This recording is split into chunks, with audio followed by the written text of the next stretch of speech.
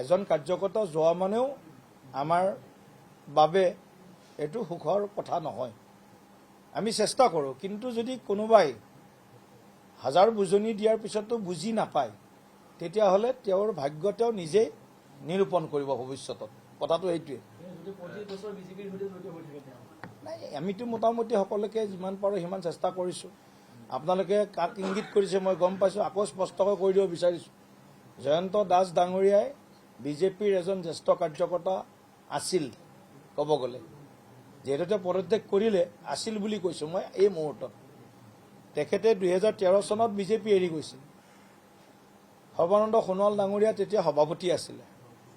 মই ফণী শৰ্মা তেতিয়া সাংগঠনিক সাধাৰণ সম্পাদক। আমাৰ দলৰ বহু কাৰ্যকৰ্তাই তেখেতৰ ঘৰত ৰাতিপুৱাৰে পৰা আমি ঘেৰাও কৰি আছিলোঁ যাতে তেওঁ বেলেগ দলত যোগদান কৰিব নোৱাৰে। 3-4 ঘণ্টা আমি একেলগে তেওঁৰ লগত কথা বতৰা পাতি, পৰিয়ালৰ কথা বতৰা পাতি আমি তেখেতক মানে গাৰ্ডিয়ান নিচিনা কৰি আছিলোঁ। কিন্তু আমাৰ চকুত ধূলি মাৰি কোনোবা পাকত তেখেত আমাৰ মাজৰ পৰা ওলাই গুচি গ'ল, ৱাল পাৰ হৈ কিনে। মূল গেটেৰেও যোৱা নাই।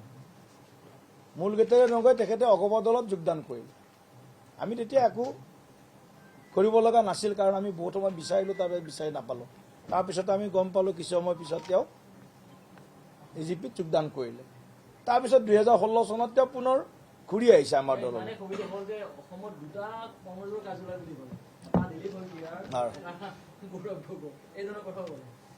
তেওঁৰ মানুহৰ কেতিয়া কি ক'ব লাগে সেইখিনি নিশ্চয় জয়ন্ত দাস ডাঙৰীয়াৰ নিচিনা কাৰ্যকৰ্তাই অকণমান হ'লেও বুজি পাব লাগিছিল যে পোৱা নাই, কৰিব কি এতিয়া।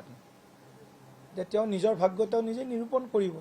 আমি এতিয়াও আশা কৰিম, এতিয়াও আহ্বান জনাম জয়ন্ত দাস ডাঙৰীয়াই যাতে এটা পৰিপক্ক সিদ্ধান্ত লয়, বিজেপিৰ দলটোক যাতে কোনেও এৰি নাযায়। এইটো আহ্বান মই কালিও জনাইছোঁ, আজিও জনাইছোঁ। তাৰপিছতো যদি তেখেতে নিজাববীয়া সিদ্ধান্তৰে আগবাঢ়িব পাৰে, বিচাৰে, তেতিয়াহ'লে এইটো তেওঁৰ কথা। কিন্তু আজিও এই মুহূৰ্ততো আমি আহ্বান জনাম যে আমাৰ দলৰ পৰা তেখেত যাতে নাযায়, ওলাই নাযায়, এইটো আহ্বান থাকিব। কিন্তু কথাটো হ'ল কি, আপোনালোকে বহুত কথা কেতিয়াবা বা আমাৰো বহুত মানুহে আপোনালোকৰ কথাবিলাকক ফ'ল' কৰে, কৰিবই স্বাভাৱিকতে সংবাদ মাধ্যমক।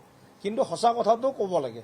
তেওঁ যে 3 বছৰ বিজেপি দলত নাছিল সেইটো কথা ক'ব লাগিব।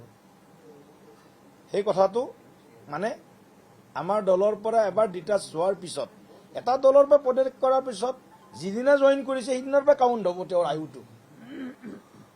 গতিকে তেনেকুৱা বহুত কাৰ্যকৰ্তা সিদ্ধাৰ্থ ভট্টাচাৰ্য ডাঙৰীয়াৰ নিচিনা, তেখেতৰ নিচিনা জ্যেষ্ঠ নেতাই আজি আমি তেখেতক টিকট দিব পাৰোঁ। আমাৰ মনতো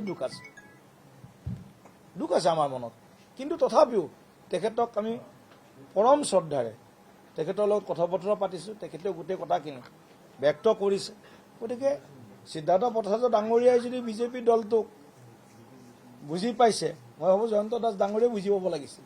নন্দিতা গাৰ্লছা আমাৰ দলৰ এগৰাকী ভাল কাৰ্যকৰ্তা। তেখেতে বিধায়ক হিচাপে নিৰ্বাচিত হোৱাৰ সময়তো, সেই সময়ত মই নিজে হেলিকপ্টাৰ লৈ গৈ তেখেতৰ কাৰণে কেম্পেইন কৰিছোঁ। তেখেতৰ সভাতে মই ঘোষণা কৰি দিছিলোঁ, যদি আপোনালোকে ভালকৈ জিকাই দিয়ে নন্দিতা গাৰ্লছা ডাঙৰীয়ানীক আমি অসম চৰকাৰৰ মন্ত্ৰী পতাত দলৰ ফালৰ পৰা মুখ্যমন্ত্ৰী যোন হ'ব তেওঁক আমি আহ্বান জনাম। লগে লগে নহ'লেও কিছুদিন পিছত, 2 বছৰ পিছত তেখেত মন্ত্ৰীসভাৰ সদস্য হৈছে। গতিকে প্ৰথমবাৰ জিকা এগৰাকী বিধায়কে বিধায়ক হোৱাৰ পিছত অসমৰ মন্ত্ৰী হ'ল, মুখ্যমন্ত্ৰী ডাঙৰীয়াই তেখেতক মন্ত্ৰিত্ব দিলে। তাৰপিছত তেখেতে এইবাৰ বিশেষ কিছু কাৰণত প্ৰাৰ্থিত্ব নাপালে। মই নিজে তেওঁৰ লগত বহু সময় কথা পাতিছোঁ।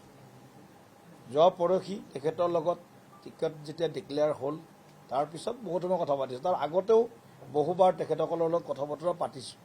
গতিকে নন্দিতা গাৰ্লছা ডাঙৰীয়াই যদি দলটো এৰি নাযায় তেতিয়াহ'লে এইটো পৰিপক্ক সিদ্ধান্ত হ'ব, আৰু যদি এৰি যায় সেইটো তেওঁৰ ব্যক্তিগত কথা হ'ব। কিন্তু মই এতিয়াও আহ্বান জনাম জয়ন্ত দাসৰ নিচিনা তেখেতেও দলটো যাতে এৰি নাযায়। আপুনি বিচৰা বাতৰি পাব কেৱল নিউজ 18 এপত। নিউজ 18 এপ ডাউনলোড কৰিবলৈ স্ক্যান কৰক এই QR কোড। গুগল প্লে ষ্টৰতো পাব এই নিউজ 18 এপ।